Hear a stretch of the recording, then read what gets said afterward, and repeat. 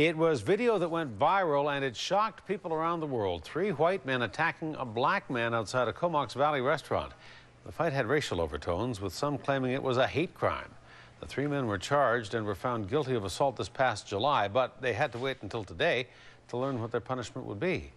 As A News reporter Courtenay shows us now, they're going to have to wait a little bit longer. When they arrived at court this morning, they were prepared to hear their punishment.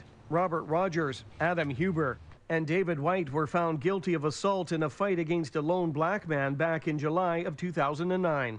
I'm happy in that we've had a chance to have a complete airing of this. It's taken a long time, but it was one of those important ones. I mean, you folks are here, there's lots of media coverage, and it's good to be able to take the time to do things fully and completely. The fight was caught on tape and posted on YouTube. It instantly went viral. It was titled as being a black man fighting off white supremacists. That label of the video still doesn't sit well with one of 3 defense lawyers working the case. I'm not suggesting that we shouldn't put videos up, but for him to have labeled it in the fashion that he did, I think did a real disservice to the community. The defense says there was no racism involved, but the victim's mother disagrees. She says there's no doubt of what was behind the attack. Well, it was a hate crime.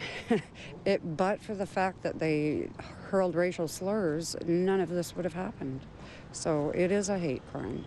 When the video went viral, it got the attention of a special BC hate crime unit within the RCMP's E Division. We've been on board since this first started, since we first all saw it on YouTube, and communicated with investigators that were doing their job investigating this, and we were quite impressed with the way that the investigation was going. Inside the courtroom today, just like throughout their trial, the defense lawyers each argued their client had the lesser role in the altercation. Each tried to convince the judge to give their defendant conditional sentences instead of jail time. The prosecutor says the 3 acted together, but each had their own motivation. And the judge very clearly found that in July 29th when he sort of gave his reasons for convicting them, that it appeared that they were acting for different reasons. Huber was, alcohol and anger, and Rogers was backup, and White had his own issues. Part of them were racial. The prosecutor is seeking various periods of custody and probation for each of the 3, saying the judge needs to send a message. He wants the strongest sentence, up to 90 days, for David White,